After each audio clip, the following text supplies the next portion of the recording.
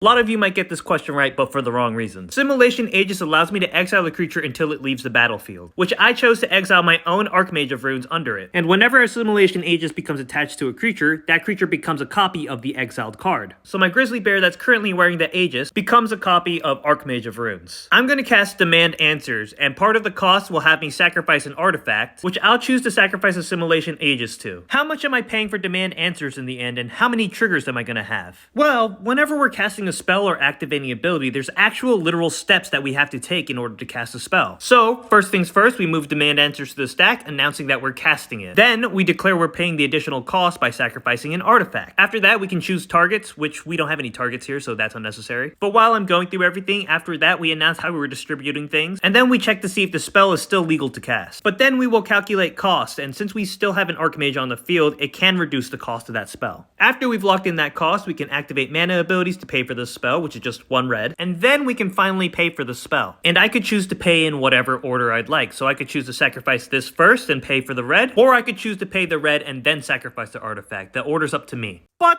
hold on a minute, if I choose to sacrifice a Simulation Aegis, that Grizzly Bear would immediately stop becoming a copy of Archmage of Runes and take away that cost reduction. But remember, totaling the cost came before paying the cost, and after that cost is locked in, it stays that way for the rest of the casting. But the spell is officially cast after we've gone through all the steps, and then any triggers can go on the stack. By that point, Grizzly Bears will no longer have a trigger condition for a spell being officially cast and will not trigger. Even though it was an Archmage during most of the process of the casting, it was never officially cast until we finished the process, thus not seeing anything officially cast by the end. But a Simulation Aegis also returns the creature it would exile to the battlefield immediately, which means our original Archmage of Runes will be on the battlefield by the time the spell is officially cast, and by that point, it will see its instant or sorcery officially being cast and will trigger. So by the end of this whole interaction, I'll only have to have paid 1 red mana for Demand Answers, and I will get 1 card draw trigger from Archmage of Runes from the original Archmage of Runes.